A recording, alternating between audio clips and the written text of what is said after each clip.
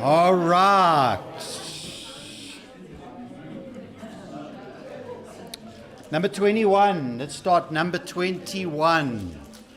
For me to live is Christ, to die is gain.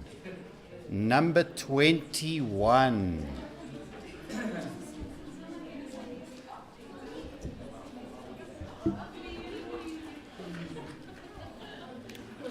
Okay, number 21. For me to live is Christ, pardon me, to die is gain.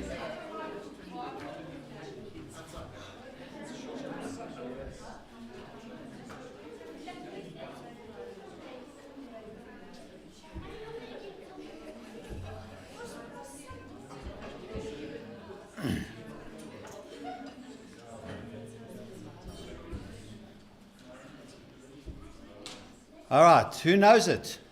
I think we know it. No hands, but I think we know it. Okay, number 21. For me to live is Christ, to die is gain. To hold his hand and walk the narrow way.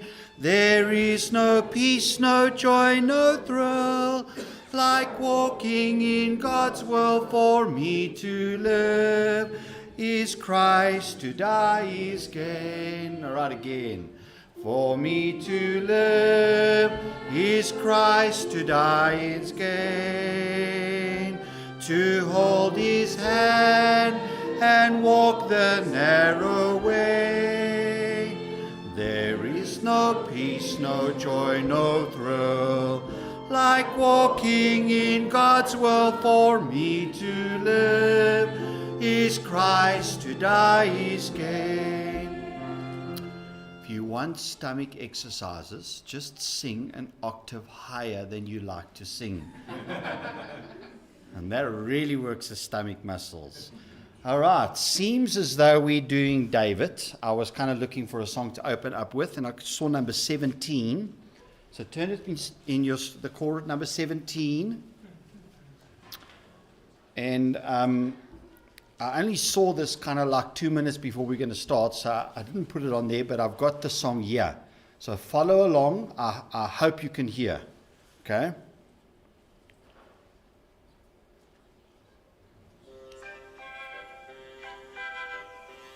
Can you hear?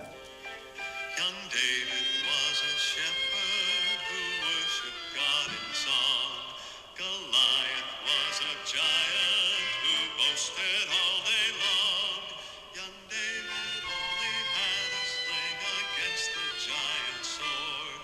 Goliath had his armor, but David had the Lord. Put your trust in David's God and watch the giants fall. For God is bigger than giants are, and he can kill them all. Just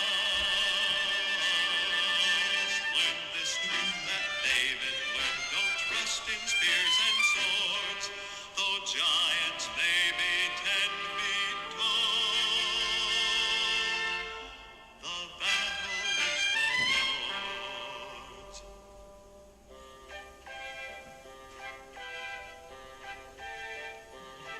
Young David took his slingshot onto the battlefield. Goliath came to meet him with armor, sword, and shield. Young David then took careful aim and hit the giant's head. Goliath quickly tumbled. God's enemy was dead. Put your trust in David's God and watch the giants fall. For God is bigger than giants are, and he can kill them all. Just learn this truth that David learned. Don't trust in spears and swords, though giants may be 10 feet tall. The battle is the Lord's. You want to give it a bash? It's like almost the same as grumblers. Ah, okay, it's the same author. Okay. How well do you know the tune? Okay. So we're going to try it, but I'm going to have him lead it. Is that, can you, because I can't hear the speakers, so can you guys hear, is it loud? All right, so let's give it a bash. Okay. Okay, you ready? Oops.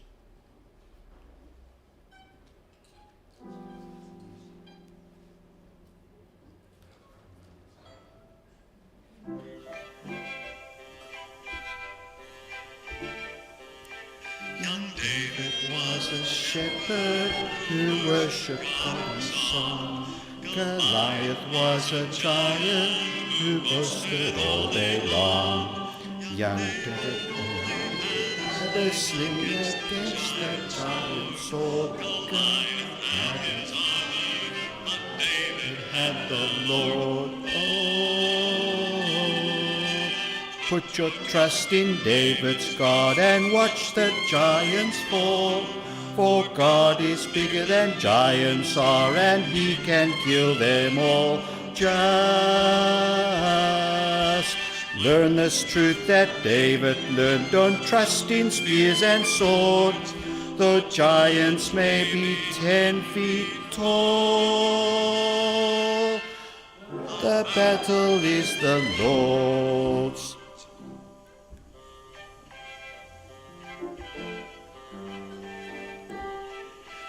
David took his slingshot onto the battlefield. Goliath came to meet him with armor, sword, and shield. Young David then took careful aim and hit the giant's head. Goliath quickly tumbled. God's enemy was dead. Oh, put your trust in David's God and watch the giants fall. For God is bigger than giants are, and he can kill them all. Just learn this truth that David learned. Don't trust in spears and swords, though giants may be 10 feet tall. The battle is the Lord. Well, that's pretty good. All right, favorite. Okay. Did I hear a number? 19. 18. Okay. Did you ever talk to God above?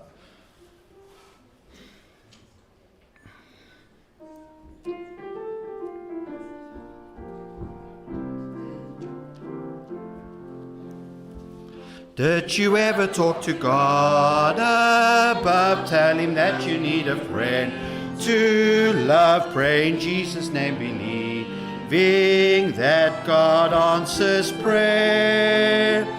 Have you told him all your cares and woes, every tiny little fear?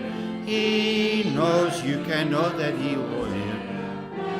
He will answer prayer.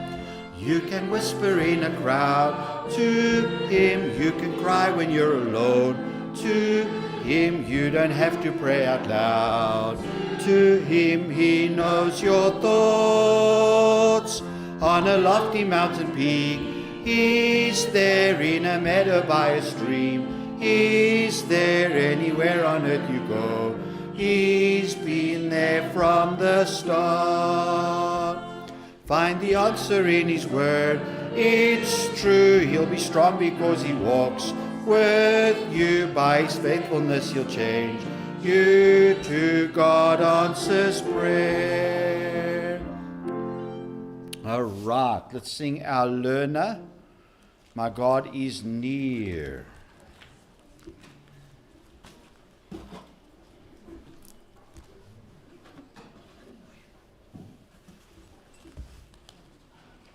I kind of think we're getting the hang of this one, eh?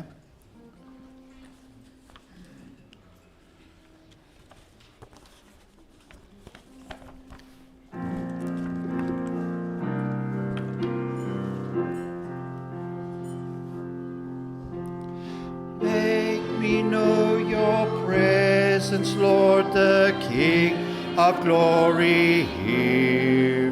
You know each thought and action, hope, anxiety, and fear. How can I hide from thee? Can darkness hide iniquity? How can unfaithful be when you are very near to me? When God is near, all the world seems far away. When God is near, every fear is set aside. When God is near, how can I stray? How can I falter? I'll stay upon the altar. I know my God is near. Make me know your presence, Lord, when I feel so alone. You know each trial and testing pain, the hurt that is unknown. Oh, why can I not see your hands so firmly guiding me? Oh, how can I untrusting me when you are very near to me? My God is near. The world seems far away. My God is near. Every fear is set aside when God is near. How can I stray? How can I falter? I'll stray upon the altar. I know my God is near. Good job. Okay, soon we will have Andrea with us, but for the next month she is serving in her church, so it was her birthday on Sunday. So the tradition is, if you've missed your birthday, you have to stand on the chair, say a memory verse, and then sing to yourself. No, I'm teasing. All right, but we will sing happy birthday to you.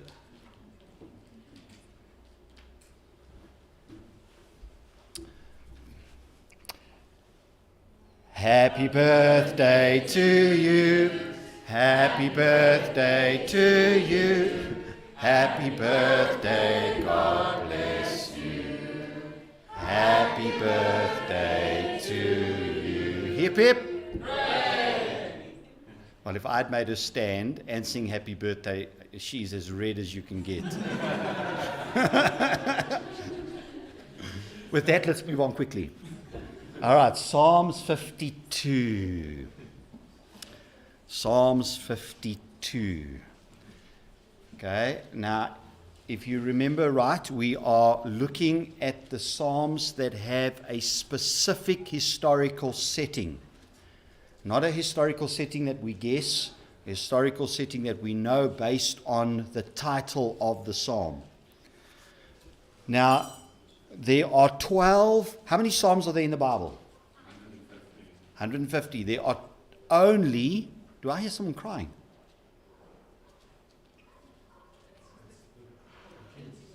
Oh, there are only 12 psalms that have a historical setting. Okay, let me read this, the Psalms, and Psalms, it's okay, they're not worrying me. I was thinking if they're not here, then they're somewhere close by. Okay, so Psalms 3, we did Psalms 3. If you remember, Psalms 3 was? Absalom. Okay, Psalms 18, David's memoir. His final days. Okay, memoir. All right. Then there's Psalms 34. I'm going to read the next few numbers quickly. Okay, Psalms 34, 51, 52, 54, 56, 57, 59, 60, 63, and 142. What's the common thing about those numbers? Okay. So McGill answered that. Okay. Actually, on Sunday this Sunday we're looking at Zephaniah. We don't know Zephaniah. But as I was reading it yesterday, it reminded me of the McGills and Mike Nielsen. Very similar personality. You want to know, you read Zephaniah chapter 1 and you'll know what I mean. Anyways, okay? I'm not going to go more about the numbers. There's a lot of numbers. Of the 12 Psalms, 1, 2, 3, 4, 5, 6, 7, 8 of those Psalms are all within 10 chapters. From 51 to 63. 7 of those Psalms that have a historical setting were written by David when he was in the wilderness. When was he in the wilderness? When Saul was chasing him. When he had no home. All the 12 Psalms with a historical setting, except Psalms chapter 18, deal with some form of extreme difficulty that David was under. This psalm is one of those. Because of something David did that you and I would think there's nothing wrong with what he did. After all, he only told a little white lie. That little white lie cost the lives of about 200 people who were completely innocent. But let's get into the story. So what I'm going to do, we're going to read this story. Some of the incidents, like with Bathsheba, we didn't read that because most of us know it, we summarized it. But a lot of David's wilderness experiences, it's like a little story that we kind of remember somewhere in our Sunday school days, but it's kind of forgotten about. So we're going to read this account. Then we are going to read the book of Psalms, 52. Then what I'm going to do is I'm going to explain it, and then I'm going to have you guys apply it, which means you have to listen. Because you cannot, give me a definition of explanation. When I say I'm going to do the explaining, what am I saying? I'm explaining what the author wrote about. Okay? Then you're going to apply, in other words, because of the explanation, what does this mean to me? Okay, so if Matthew comes up and says, Pastor, I got an application. Wives, submit yourselves unto your own husband. I'm going to ask her, where did you get that application from? That's the psalm. And you don't. so don't use that as an application. Okay, you get it? Now, explanation has to be, if Matthew's explaining and I'm explaining, we have to get the same explanation. The application can differ, however. Okay? But you'll understand what I mean as we go along. All right. 1 Samuel chapter... Okay, before you go there, what's the historical setting of the psalm? Don't tell me the story. We're going to read the story. Just read. I want to make sure you got this, the outline. I don't know. Okay, my Bible says a psalm of David. To the chief musician, Maskil. Maskil is Hebrew for instruction. David wants to teach us something. A psalm of David when? Doeg, however you want to pronounce it. The Edomite came and told Saul and said unto him, David is come in the house, to the house of Ahimelech. Yeah, Ahimelech. Okay, can't confuse those names. All right, so let's read about it. 1 Samuel chapter 21. It is a bit of a long reading, but, we have to do this to try and get the full meaning of the psalm. Okay, so it's Psalms 21. We're going to read verses 1 through to verses 9. Okay? Sometimes I know when we read, our mind wanders about whatever, but try and stay with me, okay? Then came David to Nob. And by the way, what happened in the previous chapter? Fly through quickly. He had to flee from his best buddy Jonathan. Why? Because Jonathan's dad was whom? Saul. So this is the very beginning of David's running away from Saul. Okay? So David came to Nob to Ahimelech the priest, and Ahimelech was afraid at the meeting of David, and said unto him, Why art thou alone, and no man with thee? And David said unto Ahimelech, David said unto Ahimelech the priest, The king hath commanded me a business, and hath said unto me, Let no man know anything of the business whereabout I send thee, and what I have commanded thee, and have appointed my servants to such and such a place. Oh, did Saul really tell you that, David? Now therefore, what is under thine hand? Give me 5 loaves of bread in my hand, or what there is present. So why did David go to Ahimelech in the first place? Hungry. Anything wrong with that? No. But what did he do? He told a lie. But it's only a small lie. It's still a lie. Okay?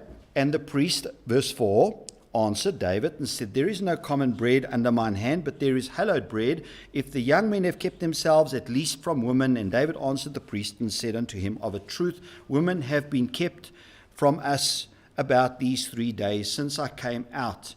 And the vessels of the young men are holy, and the bread is in a manner common, yea, though it was sanctified this day in the vessel. So the priest gave him hallowed bread, for there was no bread there, but the showbread that was taken from before the Lord, to put not bread in the day when it was taken away. Now verse 7. Now a certain man of the servants of Saul was there that day. Boy, did that change things. I wish I was a fly on the tree when David said that lie and saw Doeg there. He knew. Any case. Now a certain man of the servants of Saul was there that day, detained before the Lord, and his name was Doeg, an Edomite. So was he a Jew? He was not a Jew. The chiefest of the herdmen that belonged to Saul. Now what was Doeg doing there? He was detained of the Lord. What that means? He's in detention. I tend to possibly think maybe he had converted to Judaism. That does not mean he was a Christian. You'll see that when we read Psalms 52, but that's either way. And David said unto Ahimelech, 8, And is there not here under thine hand spear or sword? For I have neither brought my sword nor my weapons with me, because the king's business required haste. Another lie. And the priest said, The sword of Goliath the Philistine, whom thou slewest in the valley of Elah, behold, it is here wrapped in a cloth behind the ephod. If thou wilt take that, take it, for there is no other save that here. And David said, There is none like that, give it to me. Then David flees. He goes to Achish, who's the king of Gath. Something happens there. We'll deal with that next week. He writes Psalms 34 because of what happens there. Go to chapter 22. Did I say 24 or 34? 34. Okay. So if you like me, I do this. Chapter 21, verses 1 to 9 is Psalms 52. Verses 10 to 15 is Psalms 34. Okay. Now, pick it up. Chapter 22, verse 1. David therefore departed thence and escaped to the cave Adullam, When his brethren and all his father's house heard it, they went down thither to him. Then he collected a whole bunch of buddies. What type of buddies did join him? Not the college students, the scallums, the scoundrels. Nobody. Did you say the McGills? Stephen. Whack him, Stephen. Okay, no. And by the way, these scoundrels, you must be proud, these scoundrels eventually became some of David's mighty men. They stuck with him for life. Be that as it may, these are the type of people that are with David. Then go down to verses 9 of chapter 22. Then answered go to verse 6. When Saul heard that David was discovered and the men that were with him, now Saul abode in Gibeah under a tree in Ramah, having his spear in his hand, and all his servants were standing about him. What picture do you get of that? If you've traveled in Central Africa, that happens.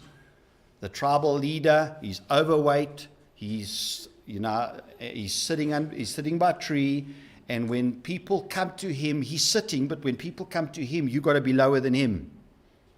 And so if you're 6 foot something, it's a killer on the knees. That's the picture I get. Either way, verses 7.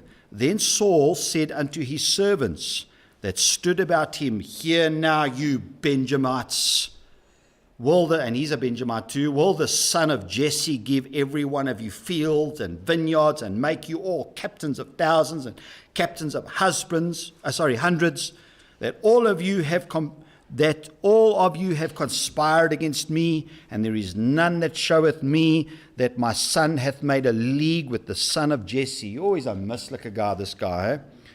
And there is none of you that is sorry for me, or showeth unto me that my son hath stirred up my servant against me to lie in wait as at this day.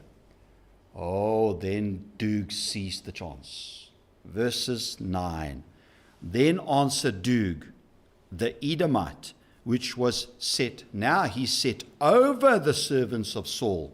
Previously, he just was one of the servants of Saul, which was set over the servants of Saul, and said, I saw the son of Jesse coming to Nob, to Ahimelech, the son of Ahitub. And he inquired the Lord for him, and gave him victuals or bread, and gave him the sword of Goliath the Philistine. Then the king sent to Ahimelech the priest, the son of Ahitub, and all his father's house, the priests that were in Nob, and they came all of them to the king. And Saul said, Hear now, thou son of Ahitub. And he answered, Here I am, my lord. And Saul said unto him, Why have you conspired against me, thou and the son of Jesse, in that thou hast given him bread and a sword, and hast inquired of God for him, that he should rise against me to lie in wait as at this day? Then Ahimelech, verse 14, answered the king and said, And who is so faithful among all thy servants as David, which is the king's son-in-law, and goeth at thy bidding, and is honorable in thine house? Did I then begin to inquire of God for him? Be it far from me. Let not the king impute anything unto his servant, nor to all the house of my father. For thy servant knew nothing of all this, less or more. What's he saying? I'm innocent. I've done nothing wrong. I don't know what's going on between you and David. And the king said, Thou shalt surely die, Ahimelech, thou and all thy father's house.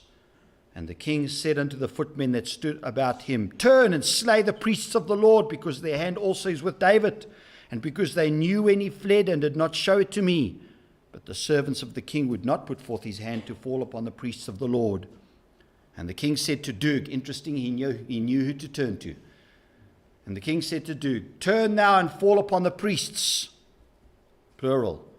And Doeg the Edomite turned, and he fell upon the priests, and slew on that day 85 persons.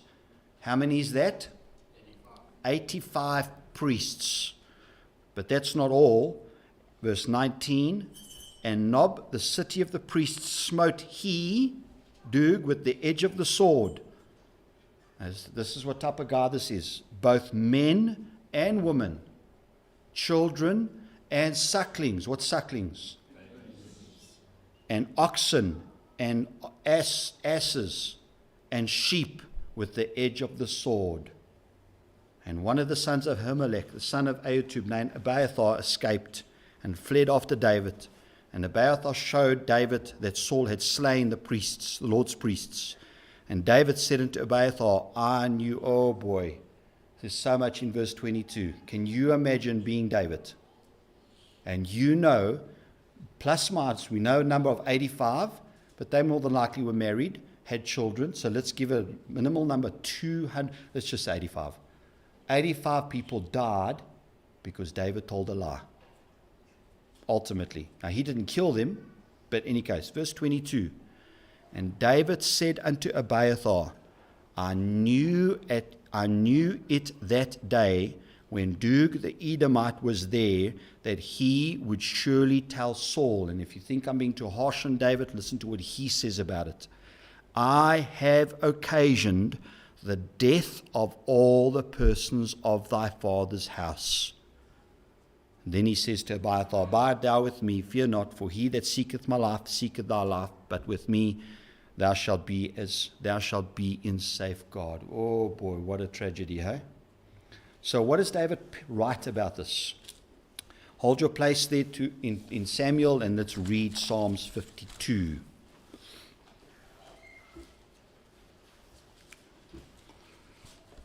So as we start reading this, you've read the background to it. What you've got to start looking at is divisions.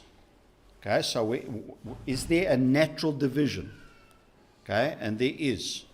Okay, see if you can pick up the division. Don't put it up yet, Zoe. See if you can pick up the divisions. Okay, then see if you can see words that are repeated a lot. All right, so let's read it.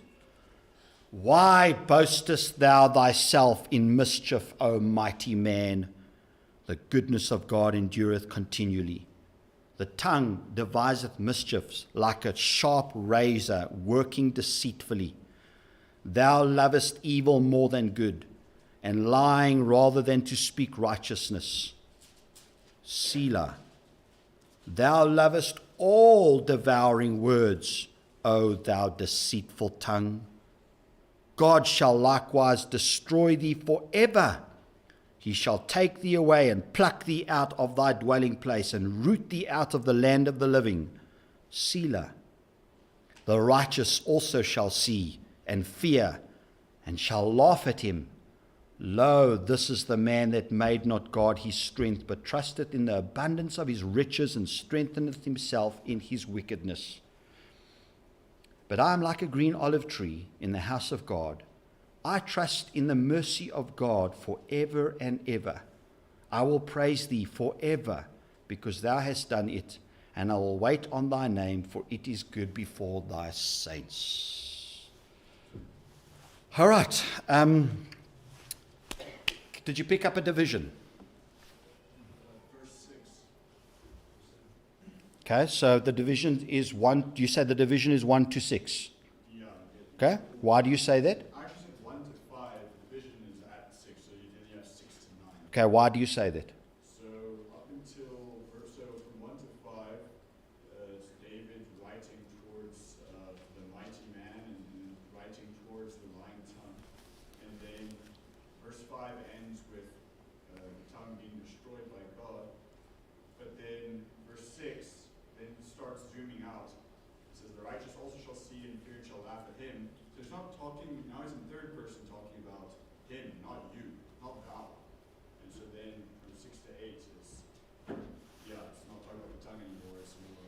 Okay, yeah, that's good. Okay. I said there's 4 divisions. 4 divisions. Oh, you just have to be so difficult. It's just because Andrea's next to you. Okay, let me hear. So I say 1 to 3, Yeah, because at the end of verse 3 there's a Selah. okay. So you're supposed to stop and think. Yep, And then at the end of verse 5 there's also Selah. yep. So if you go 1 to 3, first section, 4 and 5, second section. And then in 6 and 7 David is mocking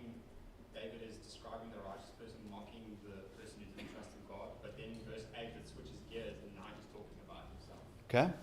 All right? I should add, this is not inspiration. So if you say 4 divisions, Anthony says 2 main divisions. There's one division, 2 parts. That's okay. That's not... Okay, anybody else? Okay, the main thing David's doing in this psalm is he's contrasting between who and who. An evil man, and he describes what an evil man is, and a righteous man, and he describes characteristics of a righteous man. And then secondly, he gives the consequences of what's going to happen to Doeg. Okay, so the consequences of this evil man, and then in verses 8 and 9, the consequences of a righteous man. So those are the simple contrasts. Now there's another main psalm, before we go briefly into the psalm, that does the very same thing a lot more clearer. So in Psalms 52, what David's doing is he's contrasting. This is who Doeg is. He's evil. These are his evil characteristics, and this is going to be the consequence of his actions. Then, verse 8 and 9, there's the righteous man, and this is who a righteous person is, and the consequences of his actions. What Psalms? Hey, you've got 150, 149 to choose from. Just start from if you don't know the answer, what do normally people do? They guess. Guess the first one. Psalms 1. Psalms 1 gives us another great contrast. Do you remember the contrast? Okay, we won't look at it by the time. Okay, it's an excellent contrast between a righteous person who's by a tree and he's fruitful, and an unrighteous person who's in a desert and the wind just blows him all over the show. Okay? Any case, so this is my kind of outline. Next one, Zoe.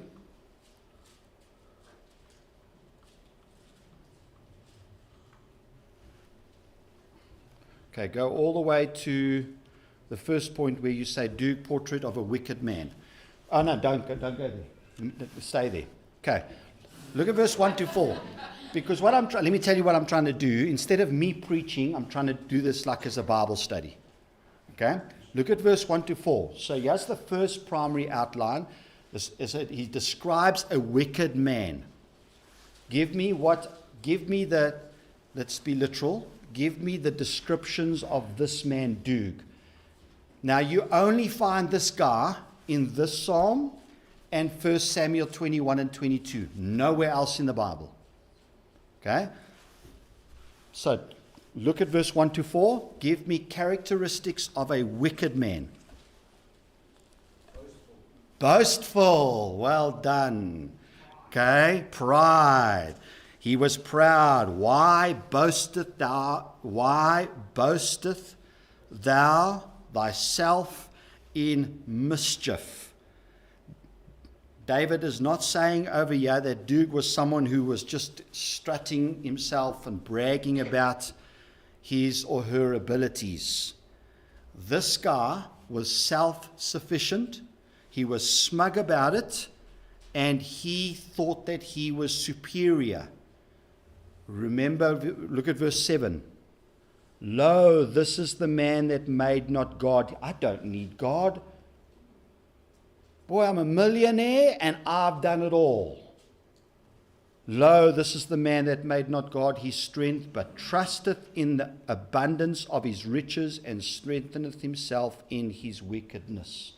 This was a guy who conned other people out of whatever, and he was proud that he did it. It's almost like Noah coming up and stealing Stephen's sweets and going to his brother John and said, look what I did. I stole your brother's sweets. Man, wasn't I good? This is this guy Doeg. He was proud. What other thing? Okay. Okay. I think when it says proud, why boast? Okay.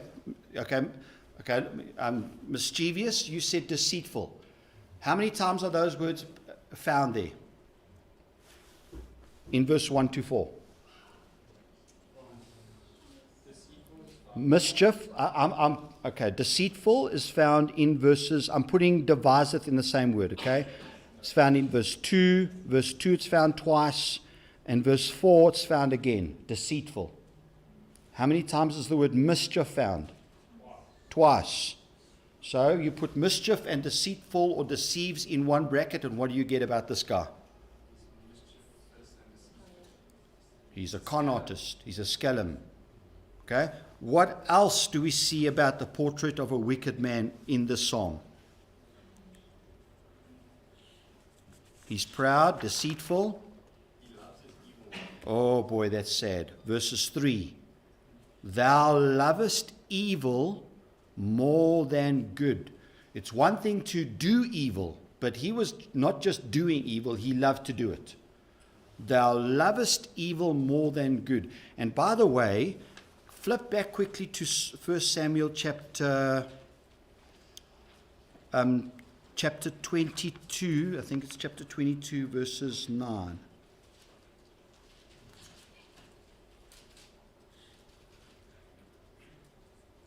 I think it's this one. When Doeg told Saul that what David had did, what Abimelech had did, what did he leave out?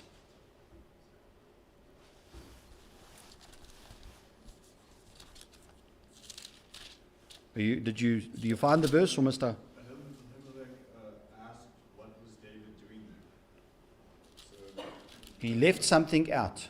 When he said to Saul, oh, Saul, by the way, David's with Ahimelech, and Ahimelech, he fed David and gave Goliath his sword. He left something out very important. He didn't tell him that David asked for those two things. He didn't tell him that David asked, and didn't tell him that David lied. And he was there, he heard it all. So he was deceptive in that he left very important bits out. He said what he knew Saul wanted to hear to benefit him. Okay? Either way, back to Psalms 52. So he's a liar. Sorry, he's deceptive, mischievous, he's boastful, he's proud, he loves evil. Then what's the primary evil characteristic that David mentions about Doeg? And I don't properly understand. I know what the primary one is, but I don't know why David mentioned this. What's the primary one? Carry on saying, okay, be more specific. You're right. The tongue. Okay, look at Psalms 52 again. Thy tongue deviseth mischiefs, like a sharp razor, worketh deceitfully. Thou lovest evil more than good, verse 3, and lying rather than to speak righteousness, Selah. Verse 4, thou lovest all devouring words. In other words, he uses words to hurt people. So he doesn't just lie, he hurts people with his words. Oh, thou deceitful tongue. Now hold on. Here's the unanswered question that is for me. What did Doeg do? He also lied. No? In terms of, hey, if I was writing Psalms 52 and I was wanting to describe this wicked, evil man, what would I be putting up there? He's a murderer of men who were not soldiers, women, unmarried women, and babies. Where do you see that in Psalms 52? The tongue is highlighted, not the murdering. Why? Ek weet nie. Okay, good point. Andrew said maybe it came first before the murder, yeah? Just with the tongue, what he said puts things into action. Yeah. Devoured the whole city. Yeah? So what he said, his actions spoke, he did what he said. Yeah, good one, could be. Anybody else? Yes. Sorry. He made, he sort of, like you said, he made Saul angry. He knew how to rile him up. And he used those words specifically, like you said, he skipped out certain facts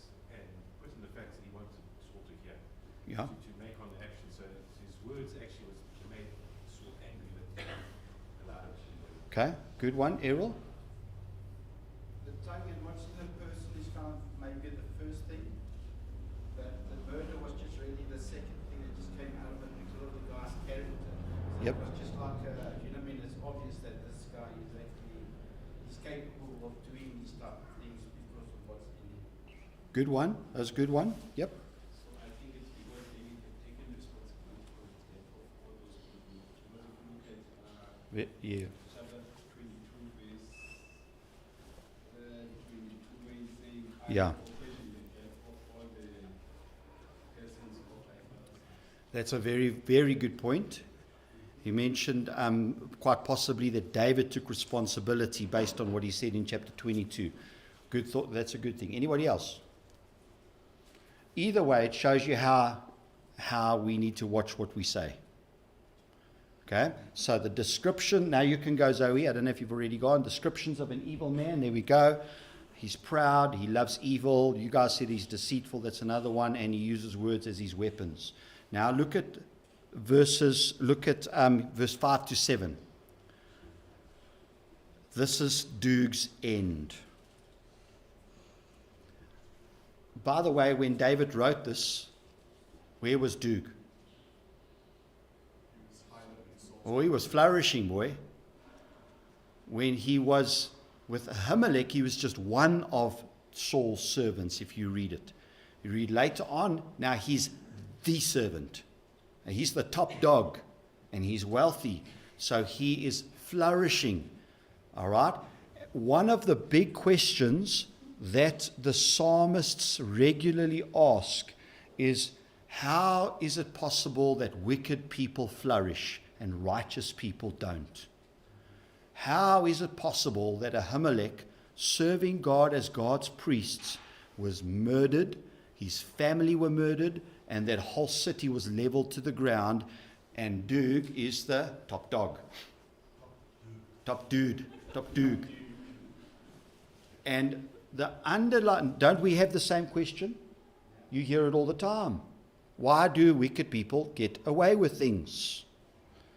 The psalmist asked the same thing, but the underlying principle that you will see here and regularly throughout the psalm is, shall not the judge of the earth do right? They will be punished. Look what David says will happen to Doeg. But remember, if you were there, you would go, I don't think that's not going to happen. Okay, so look at verse 5 to 7. What is God going to do to Doeg eventually? Tell me. Actually, just look at verse 5 because of time. I must go quicker now. I love the language used. Okay, here's an English lesson. Now, if Laurie was here, she'd go, oh my goodness, my husband has giving an English lesson, we're in trouble. Okay, what are the verbs in verse 5? They are very forceful. Destroy. Take away. Pluck. Root thee out. What word pictures are those verbs giving us? Like a tree that's being chopped down and cast into fire. Okay. Pulling out of weeds. It's not just cutting them, it's pulling them out. Getting rid of everything. I was just saying like a violent action, like a quick. It's actually violent. It's quick. You're right. When he says pluck out, a pluck out is the action is, it's quick. Okay. It destroys level to the ground. Okay. And this is what God is going to do to Doeg. Now we don't know how, because the Bible's mum on that. Okay. Look at verses 6 and 7 again. Sorry, just verse 6. What will the righteous do when they see Doeg judged? Before they lach, they will see and fear. Do you remember what happened to Ananias and Sapphira? When God judged them, what happened to the early church? Boy, they got their lives right. And what's the other thing the righteous will do when they see the thing that happened? God judged Doeg. It's not a mocking laugh, because that's pride. Okay? I hope you get this illustration, because it could be wrong. The other day, I was just driving. I was coming back from getting something in Pretoria. No, I was getting my license. It was in Midrand. And there was a road traffic jam and da-da-da-da-da-da-da-da. And this guy, he just rode on the yellow line. And man, that drives me crazy. About 2 kilometers down the road, there was a policeman. And guess who he had stopped? The guy that, now that doesn't happen all the time, I know. But how do you think I felt? Cry for you. Justice. I think that's this laugh. Okay? Now in verses 8 in 8 and 9, now he contrasts the righteous. Okay? And he says a righteous person is like an olive tree. An olive tree is a strong, permanent fixture.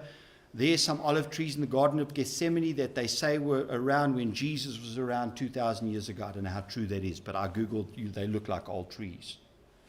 Either way, an olive tree is flourishing, etc., etc., etc. And in verses 8 to 9, we see 3 things about a righteous person. Go to the end now, Zoe. Oh, no, I didn't put this in. Sorry. Okay. First of all, verses 8 and 9. I'm going to mention this because of time, okay? A righteous person trusts God for the future.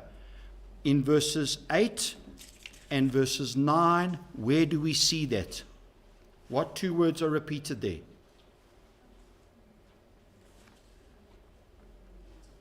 Do you see the words forever and ever? Repeated twice. A person who's a righteous person like David in this setting, he says, I trust in the mercy of God forever and ever. Verse 9, I will wait on thy name. Second thing about what David will do here is he says, I will praise thee for how long? Forever and ever, because thou hast done it. Done what? Judged the wicked person. Now I hope that's giving you a sort of a clue as to an application. Third thing he does is, I'm going to read the whole verse. I will praise thee forever and ever because thou hast done it. I will wait on thy name, for it is good before thy saints. What is good before thy saints? Waiting on his name and praising God forever and ever. And who's seeing David wait on God? Who's seeing David praise his name forever and ever? Those scalums. Do you see the application? Okay. Let me give you my 3 applications, then we'll give you guys an opportunity. So very quickly. Based on 1 Samuel 21:22 and Psalms 52.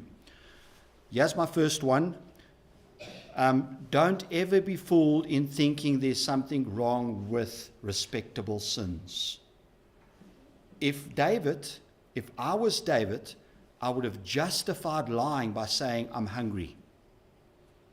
If I don't have this bread, I'm going to steal. And yet what happened? 200 people plus minus lost their lives because of that white lie. So don't ever think the end justifies the means. Second thing that I got is it's quite incredible that Saul had no problem sparing wicked Agag.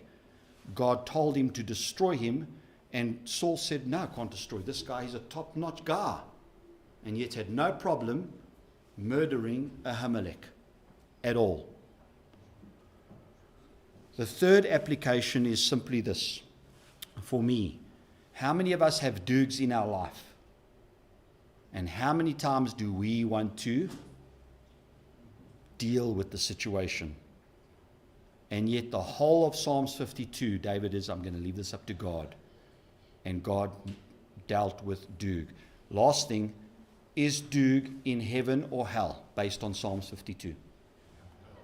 How do I know? How do you know that? God shall destroy him forever.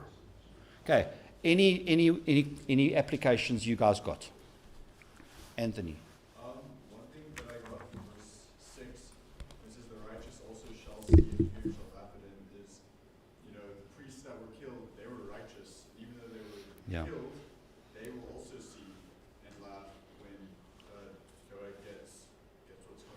Good one. Nice one. Good point. Anybody else? Andrew? David doesn't say, I trust in my good works, Yeah. but he says, I trust in the mercy of the Lord. Another good application. Very well done, yeah. I have a very spiritual application from verse 8.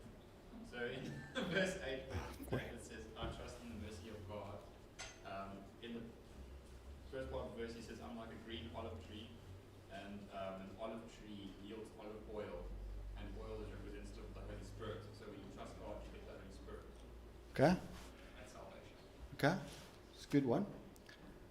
I don't like technically to read into things like that, but it's okay. Okay, anybody else? Yeah? Yeah? I think it's also a really good warning for people's behavior. Is when especially like childishness, when people, children especially, get knocked out of them, and they love evil, more than good, and I guess adults do that too. But I think it's quite a good warning to be like, hey, listen, you shouldn't love sinful things. You shouldn't love those things. Yeah. Yeah. All right. Anyone on this side? My head's getting a creak. Nick, sorry. You think, how did Doeg get like this? And it says, this is the man who did not, that made not Yeah. God his strength. He could have, Yeah. but he didn't. Yep. So he got destroyed like that. Yeah. He had a chance. Had a chance, had an opportunity. Yep. All right. Let's. Are there any prayer requests? And then we'll break up into prayer group. Okay, Diane.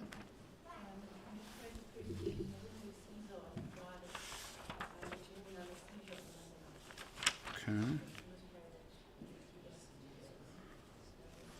Okay. Let me just switch this off so that I can